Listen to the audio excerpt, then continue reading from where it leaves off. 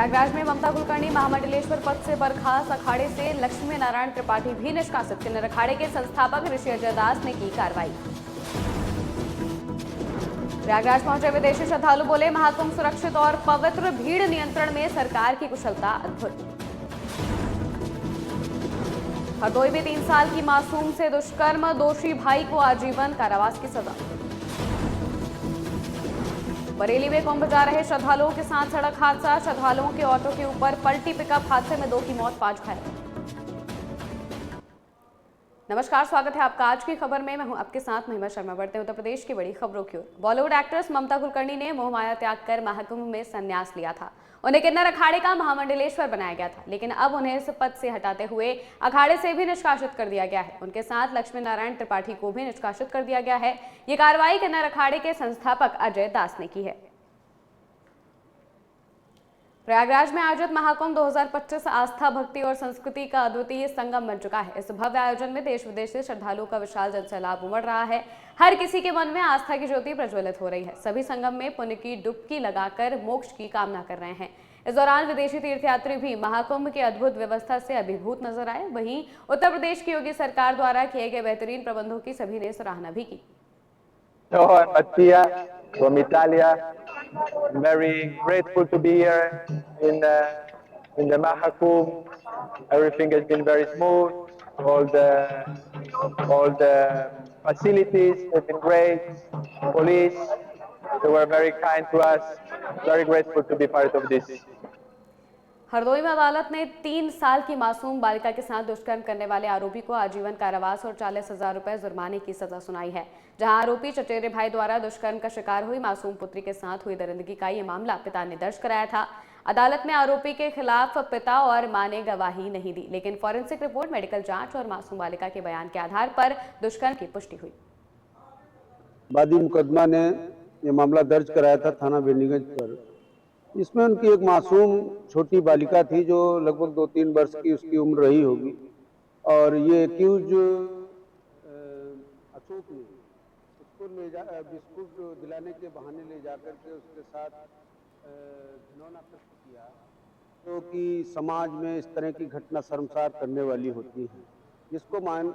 जिसमें जो मेडिकल परीक्षण हुआ उस दौरान भी पीड़िता के गंभीर चोटें पाई गई, और एफएसएल जो फॉरेंसिक की रिपोर्ट आई है वो पॉजिटिव थी, और माननीय न्यायालय ने इसमें आरोपी को दोष सिद्ध किया है, और दोष सिद्ध करते हुए उसे आजीवन कारावास और 40,000 रुपये अर्थदंड से दंडित किया है।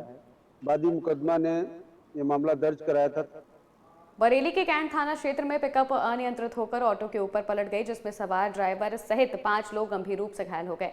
वहीं 2 लोगों की मौके पर ही मौत हो गई, जिसके बाद पुलिस ने मृतकों के शवों को पोस्टमार्टम के लिए भेजा और घायलों का निजी अस्पताल में भर्ती कराया।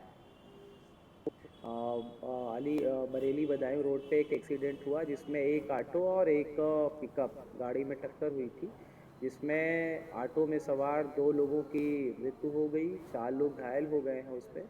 और जो मृतक हैं उसमें से एक लड़का संभवतः गोरखपुर का रहने वाला है और वो यहाँ भर्ती देखने आया था, और जो मृतका है वो आंवला क्षेत्र की रहने वाली है। बरेली बदायूं रोड। हमीरपुर की जिलाधिकारी घनश्याम मीणा का सराहनीय काम सामने आया है, जहां डीएम ने चंद मिनटों में ब्रेन ट्यूमर से ग्रसित किशोरी का आयुष्मान कार्ड बनवाया। बता दें कि परिजन पैसों की वजह से किशोरी के ब्रेन ट्यूमर का इलाज नहीं करा पा रहे थे, जिसके बाद उन्होंने डीएम से किशोरी का इलाज करवाने की गुहार लगाई थी, जिसके चलते डीएम ने कुछ वक्त में किशोरी का आयुष्मान कार्ड बनवा दिया, जिसकी मदद से अब उसका मुफ्त इलाज हो सकेगा। बच्चा और उसके माता पिता आए थे। बच्चे का नाम प्रांजल था। ये बच्चा जो कि लगभग जिसकी उम्र 11 वर्ष है, ये ब्रेन ट्यूमर से पीड़ित है और इनको आयुष्मान कार्ड की आवश्यकता थी। उसी क्रम में कई सारी जो इनके आधार कार्ड में भी पता चला कि कुछ अपडेट होना है और उसमें कई सारे प्रॉब्लम्स थी, तो हम लोग ने लगे उसमें और जितने भी अधिकारी को हम लोग ने लगाया, और उसका परिणाम ये हुआ कि कुछ ही घंटे के अंदर इनका आधार हमने अपडेट कराया और यथाशीघ्र इनको आयुष्मान कार्ड उपलब्ध कराया गया। अब इस बच्चे का जो इलाज है वो ब्रेन ट्यूमर का एक अच्छे अस्पताल में हो जाएगा, और हम ईश्वर से प्रार्थना करेंगे कि इनकी जो स्वास्थ्य है वो जल्द से जल्द ठीक हो और ये अच्छा जीवन यापन करें। बच्चा और उसके माता पिता आए थे। बच्चे का नाम प्रांजल था। संभल में जिलाधिकारी ने ईवीएम वीवीपैट वेयरहाउस का मासिक निरीक्षण किया। इस दौरान जिलाधिकारी ने वेयरहाउस की साफ सफाई, सुरक्षा और सीसीटीवी कैमरे आदि सभी व्यवस्थाओं को चेक किया। साथ ही व्यवस्थाओं पर संतुष्टि व्यक्त करते हुए संबंधित अधिकारियों को दिशा निर्देश भी दिए गए।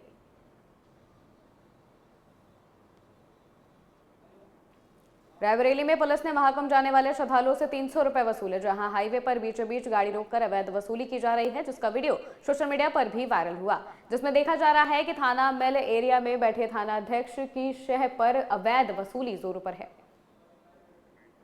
हो क्या है आज यहाँ पे पर्ची दे रहे थे वसूली 300 रुपये का, तो ये तो हमें पता नहीं था बैग है तो एक पर्ची दी उन्होंने नगर पालिका वाली वाली पर्ची है, उसको बोला चलो यार हो क्या है आज यहाँ पे पर्ची दे रहे थे वसूली 300 रुपये का, तो ये तो हमें पता नहीं था बैग है तो एक पर्ची दी उन्होंने नगर पालिका वाली पर्ची है, उसको बोला चलो यार हो क्या है आज यहाँ पे पर्ची दे रहे थे वसूली 300 रुपये का, तो ये तो हमें पता नहीं था बैग है तो एक पर्ची दी उन्होंने नगर पालिका वाली पर्ची है, उसको बोला चलो यार हो क्या है आज यहाँ पे पर्ची। हमीरपुर के टूका गांव में हजरत मुर्तजा अली के उर्स मेले के दौरान एक बड़ा हादसा हो गया। बता दें कि बेला क्षेत्र में बने कुएं को पाटिया से ढक रखा गया था। मेले के दौरान अचानक कुएं का पटिया टूटने से उस पर बैठा एक वृद्ध कुएं में चला गया, जिससे उसकी मौत हो गई। वहीं कुएं के किनारे और भी कई लोग बैठे थे, जिससे कई लोगों के कुएं में गिरने की अफवाह फैल गई, जिसके बाद प्रशासन ने कई घंटे की मशक्कत के बाद वृद्ध के शव को कुएं से बाहर निकाला।